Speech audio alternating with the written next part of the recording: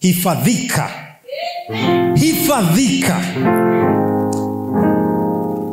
Leo ninafanya kama protection kwako, ni protection, protector. Unaonaga kwenye simu unawekaga ile protector ili kioo kisiharibike. Leo nakuwekea protection ya kwamba uhifadhike. Pasiwe na namna yote ya uadui kuvamia kwako. Pasiwe na magonjwa kuvamia kwako. Pasiwe na mtu ambaye anachukua mali zako kwako. Natangaza kuhifadhiwa katika jina la Yesu Kristo. Pokea nguvu ya kuhifadhiwa. Hifadhiwa. Watoto wako wakahifadhiwe, kaka zako wakahifadhiwe, dada yako wakahifadhiwe, wazazi wako wakahifadhiwe, ndugu zako wakahifadhiwe katika jina la Yesu Kristo. Pokea nguvu ya kuhifadhiwa.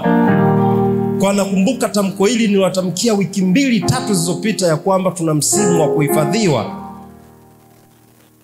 Na nashangaa tena kwa nini Mungu